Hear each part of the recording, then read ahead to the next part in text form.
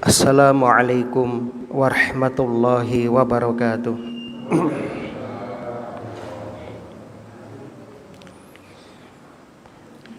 Innal hamdalillah nahmaduhu wa nasta'inuhu wa nastaghfiruh wa na'udzu billahi min syururi anfusina wa sayyiati a'malina. May yahdihillahu fala mudhillalah wa may yudlil fala hadiyalah. Asyhadu an la ilaha illallah wahdahu la syarikalah wa asyhadu anna Muhammadan abduhu wa rasuluh. Qala Allahu ta'ala fil Qur'an, a'udzu billahi minasyaitonir rajim. Ya ayyuhalladzina amanu taqullaha haqqa tuqatih wa la tamutunna illa wa antum muslimun. Wa qala ta'ala, ya ayyuhalladzina amanu taqullaha wa qulu qawlan sadida yuslih lakum a'malakum wa yaghfir lakum dhunubakum wa may yuti'illaha wa rasulahu faqad faza fawzan 'azima. Amma ba'du. Kaum muslimin dan muslimah, jamaah salat maghrib yang mudah-mudahan senantiasa dirahmati oleh Allah di dunia hingga di akhirat. Alhamdulillah alladzi bi ni'matihi tatimmus shalihat. Segala puji bagi Allah yang dengan nikmatnya kebaikan-kebaikan hamba dapat terlaksana. Kita bersyukur kepada Allah di malam hari ini tanggal 8 Muharram 1448. Allah memberikan kemudahan kepada kita untuk menambah simpanan amal kebaikan kita sebagai bekal untuk menghadap Allah di akhirat kelak. Mudah-mudahan seluruh amal soleh kita diterima di sisi Allah Subhanahu wa ta'ala. Rabbana taqabbal minna innaka antas sami'ul alim. Allahumma anfa'na bima 'allamtana wa 'allimna ma yanfa'una wa zidna ilman. Salawat dan salam mudah-mudahan senantiasa tercurah limpahkan kepada Nabi kita Muhammad sallallahu alaihi wasallam, kepada keluarga dan juga para sahabatnya radhiyallahu anhum ajmain. Allahumma shalli wa sallim wa barik ala nabiyyina Muhammad wa ala alihi wa ashabihi wa man tabi'ahum bi ihsanin ila yaumiddin. Jamaah rahimani wa rahimakumullah, alhamdulillah kita akan melanjutkan membacakan tafsir surah Ibrahim ayat 19. Ayat 19 dan ayat 20 ini menerangkan tentang dalil atau bukti wahdaniyatullah, keesaan Allah Subhanahu wa ta'ala, dan bukti wujud adanya Allah Subhanahu wa ta'ala serta kekuasaan Allah Subhanahu wa ta'ala ala ma'adil abdan, untuk membangkitkan kembali. Ayat ini masih memiliki keterkaitan dengan ayat yang lalu, yakni ayat yang ke-18. Hubungannya atau persesuaian dengan ayat yang lalu. Pada ayat 18 Allah menjelaskan bahwa amal orang-orang kafir bagaikan debu yang diterbangkan angin kencang, sehingga tidak tersisa manfaat sedikit pun, ya, alias sia-sia. Karena mereka kafir kepada Allah Subhanahu wa ta'ala, mereka berpaling dari penghambaan dan penyembahan kepada Allah Subhanahu wa ta'ala. maka Allah pun membatalkan amal orang-orang kafir. Adapun amal orang-orang yang tulus, murni, ikhlas dalam beragama untuk Allah, maka Allah pun tidak akan membatalkan amal mereka, alias diterima amalannya. Adapun pada ayat 19 hingga 20, Allah menjelaskan tentang kesempurnaan kekuasaannya. Jadi seakan-akan pada ayat 19 hingga 20 Allah seakan-akan berfirman demikian: jika amal kalian telah batal karena kekafiran, maka jangan mengira Allah membutuhkan kalian. Allah Maha mampu membinasakan kalian seluruhnya, dan Allah juga mampu mengganti kalian dengan makhluk yang lain yang taat kepada Allah. Seakan-akan demikian. Sehingga ayat 19 dan 20 ini juga merupakan ancaman keras bagi siapa saja yang menolak mentauhidkan Allah dan mendustakan para rasul. Mari kita lihat ayatnya. A'udzubillahi minasyaitonirrajim. Allah berfirman, alam tara, tidakkah engkau memperhatikan annallaha, bahwasannya Allah khalaqas samawati wal arda bil haqqi, telah menciptakan langit dan bumi dengan benar. Iyasha yuzhibkum, jika dia menghendaki, yuzhibkum, niscaya dia membinasakan kamu, wa ya'ti bi khalqin jadid, dan menggantimu dengan makhluk yang baru. Wa ma dzalika 'alallahi bi'aziz, dan yang demikian itu sekali-kali tidak sulit bagi Allah Subhanahu wa taala. Di sini Allah mengawali dengan firman-Nya alam taro. Alam taro, tidakkah kamu memperhatikan, tidakkah kamu mengetahui? Ayat ini ditujukan kepada Kanjeng Nabi sallallahu alaihi wasallam. Namun sebenarnya ayat ini ditujukan kepada umat beliau. Walaupun lafadznya ditujukan kepada Nabi sebagai khitab pertama, namun ayat ini juga berlaku bagi kita umatnya sampai nanti akhir zaman. Ya. Dan kalimat alam atau istifham di sini bermakna at-taqrir, yaitu pengukuhan, penetapan. Sedangkan ar-ru'yah, melihat di sini adalah melihat dengan penglihatan mata hati. Dengan penglihatan mata hati. Seakan-akan ayat ini bermakna alam yang tahi ilmuka ilaihi, ya, tidakkah ilmumu, tidakkah pengetahuanmu sudah sampai ke sana? Nah, demikian. Itu kaum muslimin yang berbahagia. Jadi Allah menciptakan langit dan bumi bil haq, dengan hak, yakni dengan hikmah yang sempurna, bukan sia-sia, dan juga untuk menunjukkan keagungan dan kekuasaan Allah, dan juga sekaligus sebagai bukti rububiyah dan uluhiyah Allah Subhanahu wa taala. Jadi Allah satu-satunya pencipta, pengatur, pemelihara, ya, satu-satunya yang mengabulkan doa-doa hamba.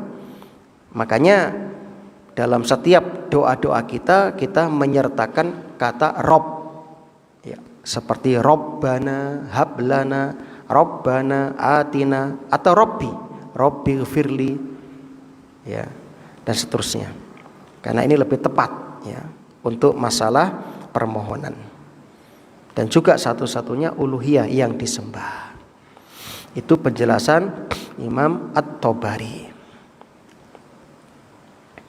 Adapun Imam Ibnu Katsir mengatakan Allah menciptakan langit dan bumi dengan hak, artinya apa?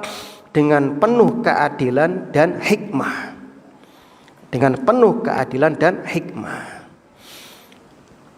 Dan juga di sini Allah ingin menegaskan, kalau Allah yang menciptakan segalanya, maka Allah pula yang mampu menghidupkan kembali manusia setelah kematiannya, sebagaimana yang disebutkan dalam surah Yasin ayat 77 hingga 83.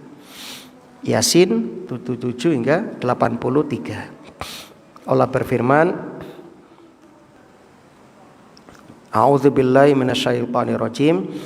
Awalam yaral insanu anna khalaqnahu min nutfah.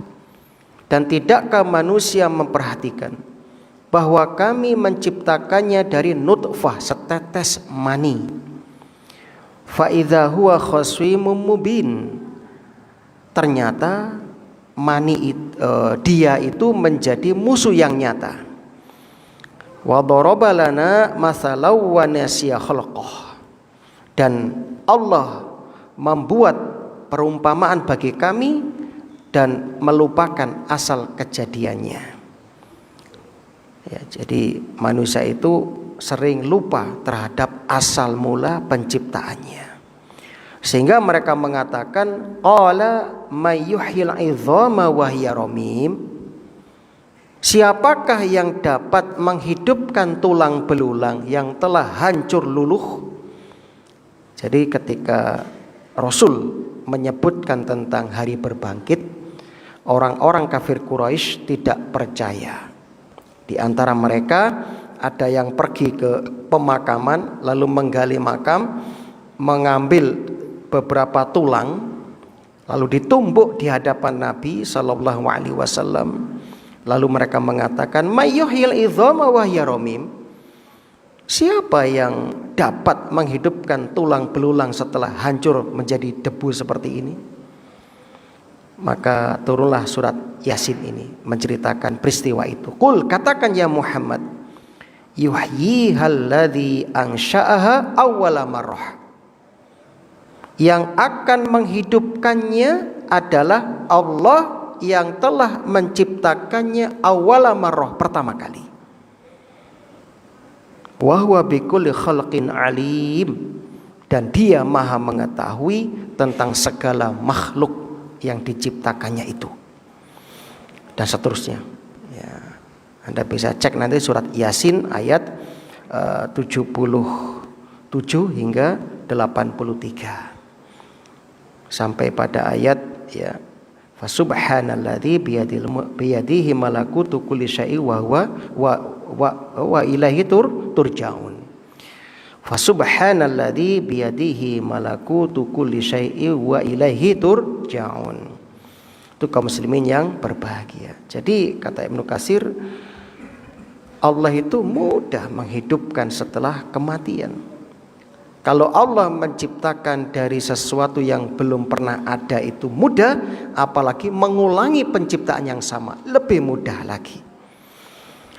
Dan Allah juga mampu mengganti mereka dengan makhluk yang baru. Ya, dengan makhluk yang baru. Yang makhluk itu ya tidak akan durhaka kepada Allah. Yasha yudhibkum wa ya'ti bi khalqin jadid. Itu mudah bagi Allah. Maka dari ayat ini dapat dipahami kata para ulama, Allah tidak butuh kepada kita. Allah enggak butuh kepada manusia. Ya, itu harus kita pahami. Dan juga seluruh manusia berada di bawah kekuasaan Allah. Andaikan manusia seluruhnya kafir, enggak berpengaruh kepada Allah. Tidak mengurangi sedikit pun kekuasaan, keperkasaan Allah. Seandainya mereka semuanya beriman, memiliki hati yang paling bertakwa, juga tidak berpengaruh kepada kebesaran Allah, enggak akan menambah. Ya, jadi Allah enggak butuh kepada kita. Ya, kitalah yang butuh kepada Allah Subhanahu wa taala. Bahkan Allah mudah dan mampu mengganti ya kita dengan makhluk yang baru. Ya, sebagaimana Allah sebutkan dalam surat Fatir, ya, ayat yang ke 16, iyasha yudhibkum wa ya'ti bi khalqin jadid, sama dengan ayat tadi. Ya, sama. Itu kaum muslimin yang berbahagia. Wa ma dzalika, dan tidaklah hal itu 'ala Allah bi'aziz, ya. Sulit bagi Allah Subhanahu wa taala, tidak. Jadi mudah bagi Allah Subhanahu wa taala. Tidak berat, tidak sulit, tidak mustahil bagi Allah untuk mengganti kaum durhaka dengan kaum yang taat. Itu kaum muslimin yang berbahagia. Ayat ini memberikan pelajaran yang pertama, alam semesta adalah bukti tauhid. Alam semesta dan seluruh isinya bukti tauhid, bukti keberadaan Allah Subhanahu wa taala. Pelajaran yang kedua, Allah tidak membutuhkan makhluk, ya. Jadi ketaatan kita tidak menambah kerajaan Allah, kemaksiatan kita tidak mengurangi kerajaan Allah. Pelajaran yang ketiga, ancaman bagi orang yang sombong. Ayo, yang merasa kuat, yang merasa paling berkuasa, yang merasa memiliki teknologi yang paling tinggi, ya, tetap itu semua tidak ada nilainya di hadapan Allah Subhanahu wa taala. Kalau Allah ingin menghilangkan mereka dengan sekejap, kun fayakun, selesai. Maka kita nggak boleh sombong, kaum muslimin yang berbahagia. Pelajaran yang keempat, wajib bertafakur terhadap ciptaan Allah. Dan ini hukumnya wajib, ya. Memikirkan ciptaan Allah itu wajib. Tafakkaru fi ala ilah. Fikirkanlah ciptaan-ciptaan Allah, wala tafakkaru fi dzatillah. Tapi jangan memikirkan zat Allah. Berfikir di sini dalam rangka untuk mendatangkan, ya, kemanfaatan dalam kehidupan dunia dan akhirat kita. Ya, sebagaimana disebutkan oleh Ibnu Qayyim al-Jauziyah rahimahullah dalam kitab beliau Madarijus Salikin, ada 4 perkara atau 4 berfikir yang paling bermanfaat bagi hamba, dan ada 4 berfikir lagi yang juga bermanfaat bagi hamba. Jadi ada 8 berfikir yang harus kita jadikan bahan berfikir. Apa saja berfikir yang paling bermanfaat, ya? Berfikir yang paling bermanfaat sebagaimana dikatakan oleh Ibnu Qayyim rahimahullah, ya. Sebentar ya. Di mana tadi? Oh, kejauhan.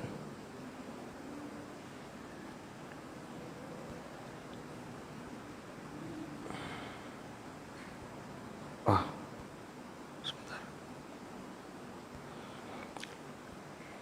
Nah, Ibnu Qayyim rahimahullah menyebutkan dalam kitabnya Madarijus Salikin tentang anfa'ul fikri, kata beliau, anfa'ul fikri, berfikir yang paling bermanfaat bagi seorang hamba. Yang pertama, kata beliau, al-fikru fi masolihil ma'ad, memikirkan tentang kemaslahatan akhirat. Ini yang pertama. Jadi kita supaya memfokuskan pemikiran kita, perenungan kita, tafakur kita untuk kemaslahatan hari berbangkit. Ini yang pertama. Ya, tentunya kita memikirkan bagaimana agar mendapatkan keselamatan setelah kematian. Bagaimana agar kita husnul khotimah. Kita memikirkan bagaimana agar kita mendapatkan nikmat kubur. Karena kita dikubur itu hanya Allah yang tahu. Bukan setahun, 2 tahun, 100 tahun, mungkin bisa ribuan tahun. Ya. Dan kita juga memikirkan bagaimana supaya nanti ketika hari berbangkit, kita dibangkitkan dalam keadaan yang terbaik. Dan tentunya kita memikirkan bagaimana supaya selamat di hari akhirat. Itu yang pertama. Yang kedua, al-fikru fi turuqi ijtilabiha. Ya, kita berpikir bagaimana mendapatkan kemaslahatan akhirat. Jadi mulai sekarang terutama yang sudah usia 40 tahun ke atas. Maka fokuskan pemikiran kita bagaimana mendapatkan kebaikan-kebaikan akhirat, kehidupan yang kekal abadi itu. Yang ketiga kata beliau, al-fikru fi daf'i mafasidil ma'ad. Kita memikirkan tentang kerusakan-kerusakan akhirat, ya, atau kita memikirkan perkara-perkara yang bisa mencegah kerusakan akhirat. Ya, bagaimana agar kita selamat dari siksa kubur, seperti itu. Bagaimana agar kita selamat dari padang mahsyar, dari jembatan di atas punggung neraka. Kemudian yang keempat, al-fikru fi turuqi ijtinabiha. Kita memikirkan tentang jalan-jalan yang dapat menjauhkan dari kerusakan akhirat. Ya. Apa saja perbuatan-perbuatan yang mendatangkan siksa di alam kubur, siksa di akhirat itu apa? Itu kita hindari. Kita pikirkan mulai sekarang. Ini yang pertama. Yang kedua, memikirkan fi masolihid dunya, kebaikan-kebaikan dunia. Jadi mulai sekarang kita pikirkan bagaimana agar hidup kita semakin baik. Misalnya yang usia 40 ke atas sudah mulai rajin check up misalnya. Karena bisa jadi kita punya penyakit yang tidak kita ketahui, maka dengan check up kita akan tahu. Mungkin ada yang punya asam urat, kolesterol, atau mungkin gejala-gejala yang lain. Itu kan untuk kebaikan dunia. Nah, tentu juga memikirkan bagaimana mendapatkan pendapatan yang lebih besar lagi di kehidupan ini biar banyak manfaatnya bagi umat, kan begitu. Ya. Yang kedua, memikirkan fituruki tahsiliha, bagaimana mendapatkan kebaikan-kebaikan dunia, ya, seperti menjaga kesehatan, ya, menjaga lingkungan yang bersih, ya, itu kan bagian dari kebaikan dunia. Yang ketiga, memikirkan fi mafasidid dunya, kerusakan-kerusakan dunia, nah, seperti memikirkan, ya, akibat penyalahgunaan media sosial yang tidak terkontrol, ya, atau memikirkan macam-macam lah yang berkaitan dengan kerusakan dunia. Seperti sekarang banyak terjadi di beberapa tempat itu mulai tampil, ya, di hadapan khalayak kelompok-kelompok LGBT misalnya. Di satu sisi para ulama kita yang ada di MUI juga memikirkan bagaimana fiturukil ihtiros minha, bagaimana menjaga diri dan generasi dari perbuatan-perbuatan tercela seperti LGBT dan sebagainya. Walaupun ditentang di sana sini, ya, permintaan Majelis Ulama Indonesia untuk membuat undang-undang khusus dan sanksi khusus bagi pelaku LGBT. Kan kita lihat di media sosial beberapa waktu yang lalu pesta gay, ya, podo lanang itu di hotel-hotel itu kan digerebek oleh kepolisian itu. Naudzubillah min dzalik, mengerikan sekali zaman sekarang itu. Yang mana Barat mulai mengkowar-kowarkan, ya, bahkan menyiapkan biaya yang besar untuk negara yang mau mensahkan undang-undang pernikahan sesama jenis. Itu kan harus kita pikirkan itu. Bagaimana menjaga anak cucu kita agar tidak terkontaminasi virus LGBT itu, nah, itu harus kita pikirkan. Jadi berpikir itu hukumnya wajib jamaah. Makanya Allah berfirman, alam taro, tidakkah engkau memperhatikan? Ya, jadi kita diperintahkan merenungkan ciptaan Allah sebagai jalan untuk penguatan iman kita. Kemudian yang kelima, pelajaran dari ayat ini menjadi dalil tentang adanya kebangkitan setelah kematian. Ya, itu mudah bagi Allah Subhanahu wa taala. Pelajaran yang keenam atau yang terakhir, dari ayat ini kita mengambil pelajaran jangan merasa aman dari pergantian nikmat.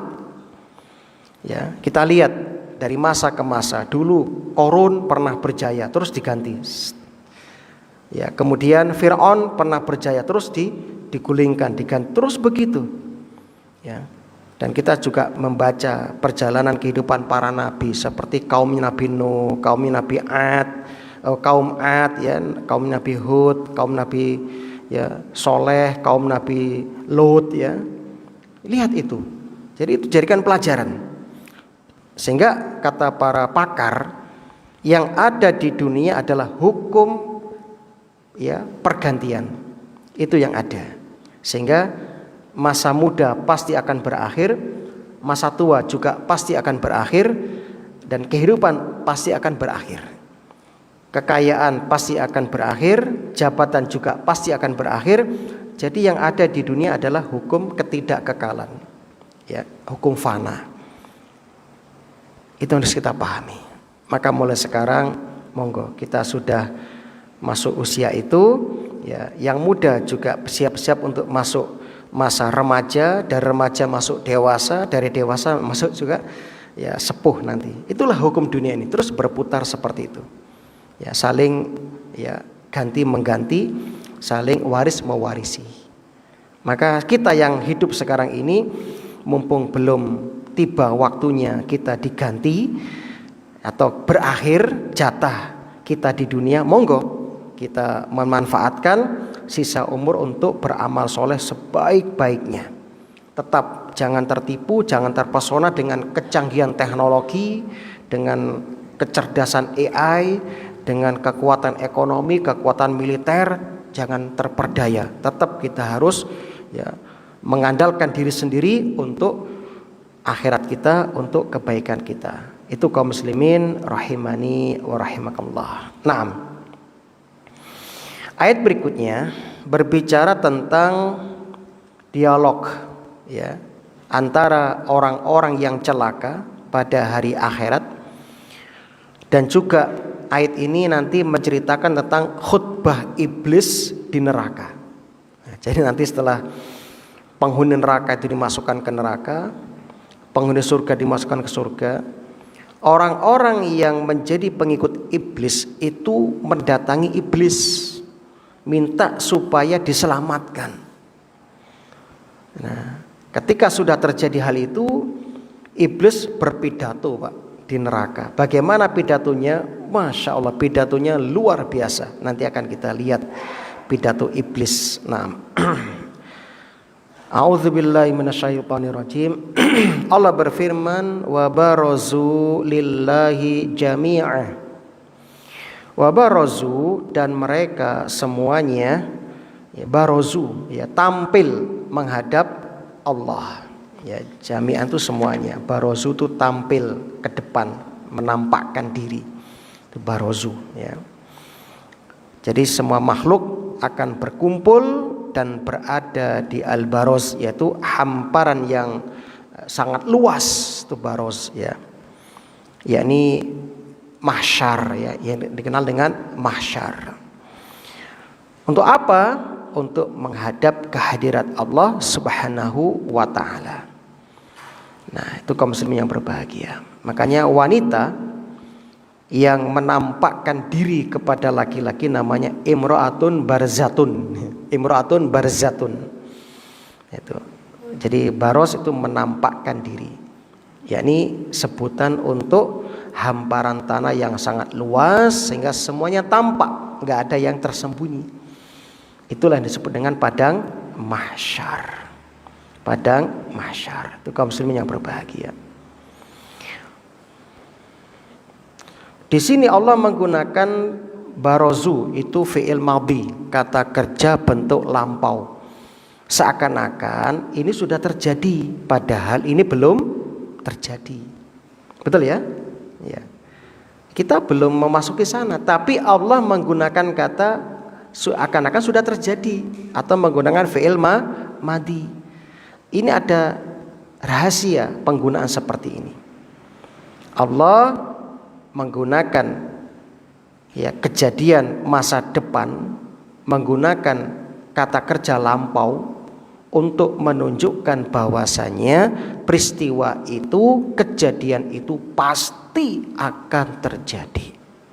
Kaum muslimin, mesti terjadi, tidak bisa tidak.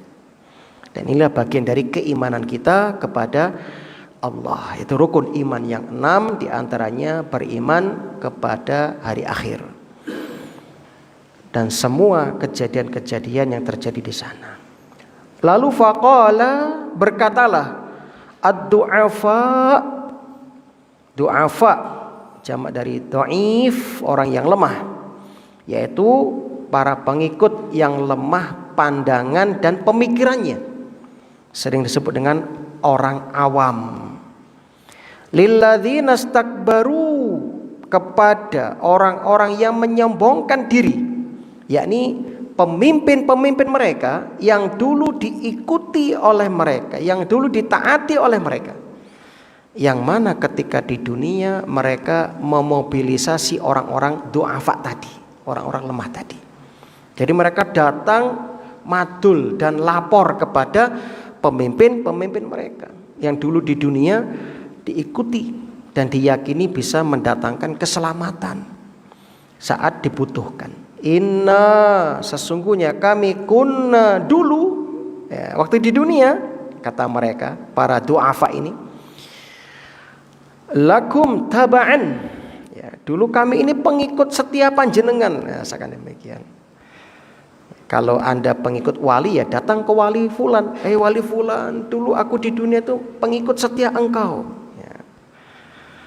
Fahal antum mughnuna anna min azabillahi min syai', kata mereka. Fahal, maka apakah dapat antum kalian mughnuna anna, menghindarkan dari kami, min azabillahi min syai', dari siksa Allah sedikit pun ini? Bisakah Anda menyelamatkan kami dari siksa Allah yang ada sekarang ini? Ya, walaupun sedikit saja. Ya. Jadi kata min atau huruf jar di sini berfungsi dua. Yang pertama min at-tabyin, untuk menjelaskan. Yang kedua min litab'id, untuk menunjukkan sebagian. Jadi seakan-akan mereka nggak minta banyak kok kepada pembesar-pembesar itu yang dulu ditaati di dunia. Wahai pembesar-pembesar kami yang dulu kami ikuti, kami taati, bisakah kalian menyelamatkan kami dari siksa Allah sekarang walaupun sedikit saja? Itu. Qalu, mereka mengatakan, para pembesar yang diikuti itu, lau hadanallahu lahadainakum. Sekiranya Allah memberi petunjuk kepada kami, niscaya kami akan memberi petunjuk kepada kalian.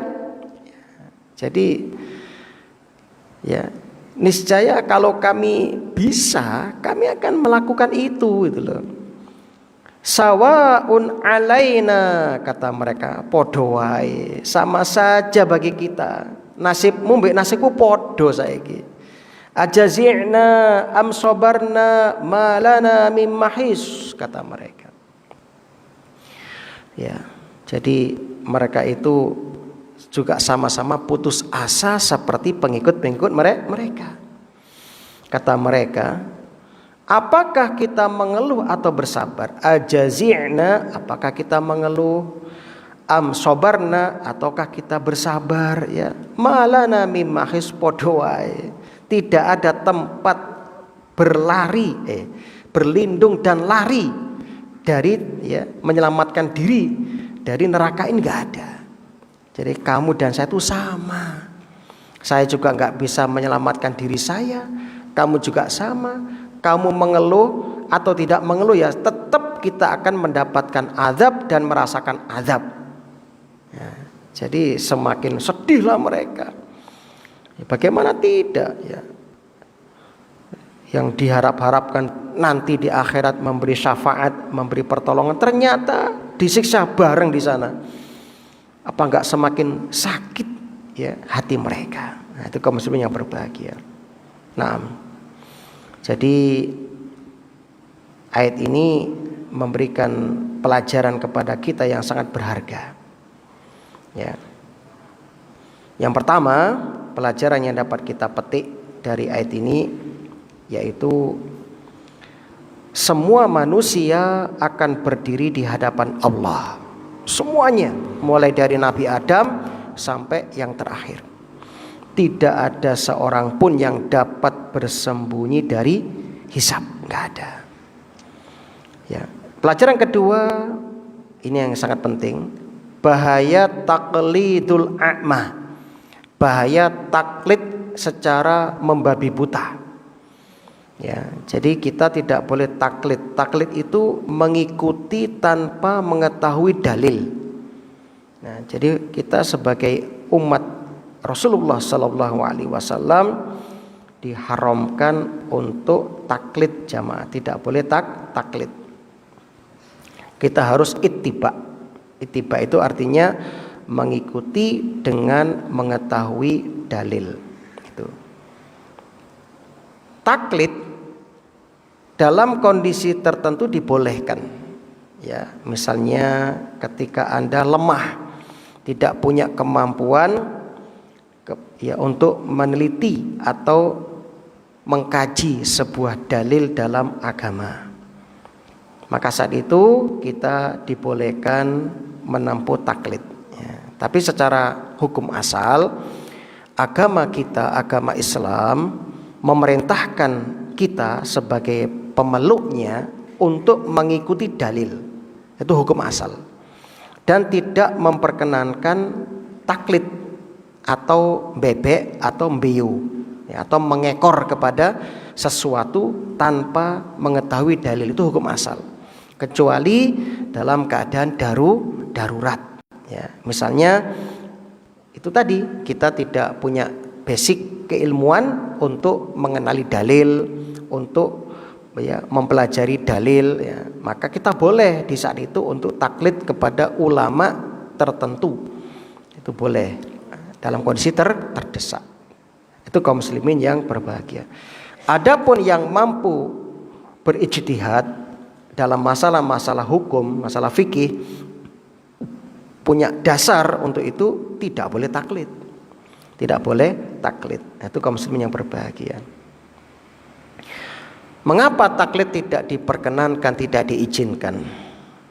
Yang pertama, karena Allah Subhanahu wa taala memerintahkan para hambanya untuk bertafakur, untuk bertadabbur terhadap ayat-ayatnya.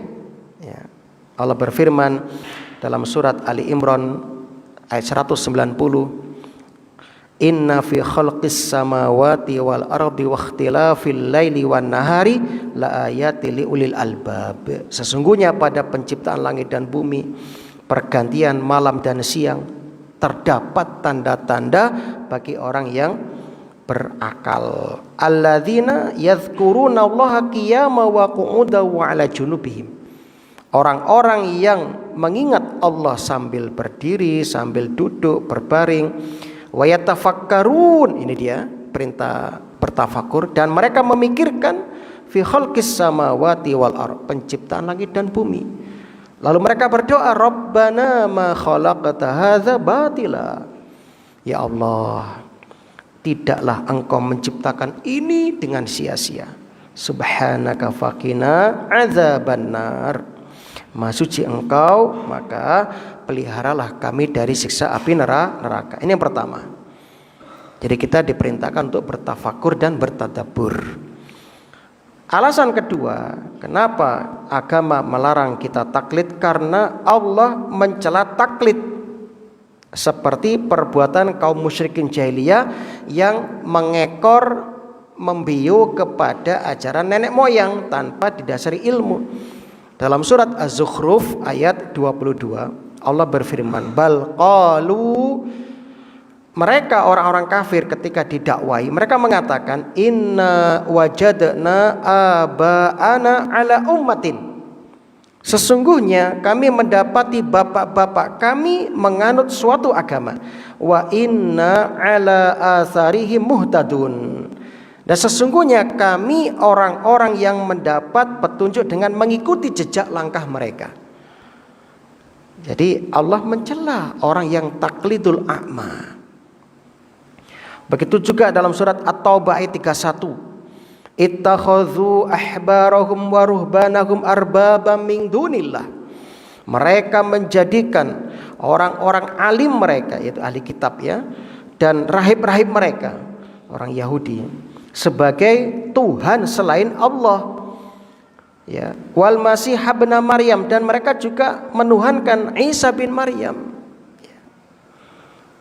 Wa ma umiru illa liya'budu ilaha wahida, padahal mereka tidak diperintah kecuali menyembah satu Tuhan. La ilaha illallah, tidak ada ilah yang berhak disembah kecuali Dia.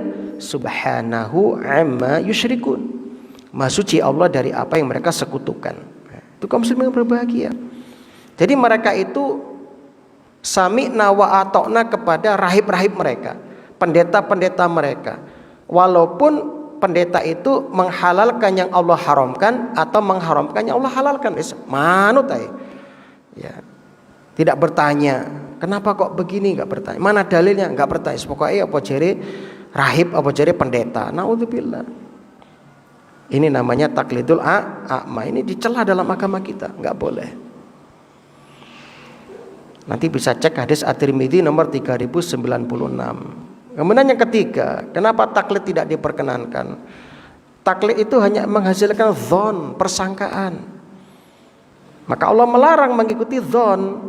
Iyattabi'una ila dzanna wa inhum illa yakhrusun. Dalam surat Al-An'am ayat 116. Mereka tidak lain hanyalah mengikuti dzon, persangkaan belaka. Dan mereka tidak lain hanyalah berdusta terhadap Allah. Sehingga mereka membuat tuhan-tuhan selain Allah. Ya, yang disembah oleh orang kafir Quraisy. Itu dari mana? Dari dzon. Enggak ada dalil yang jelas. Mereka di atas kebimbangan terus, seperti itu. Ya, itu kaum muslimin yang berbahagia. 3 alasan kenapa kita enggak boleh taklid. Nah, bahkan para ulama kita berpesan tentang hal itu, mulai dari Imam Abu Hanifah, Imam Malik, Imam Syafi'i, Imam Ahmad, semuanya berpesan agar kita tidak taklidul a'ma. Jadi bahaya ya, taklid kepada tokoh tertentu ya, yang tidak mengetahui dalilnya, kepada pemimpin tertentu secara membabi buta, taklid kepada tradisi, taklid kepada mayoritas manusia tanpa ilmu dan dalil, itu enggak boleh dicela. Pelajaran yang ketiga, pemimpin kesesatan tidak dapat menyelamatkan pengikutnya.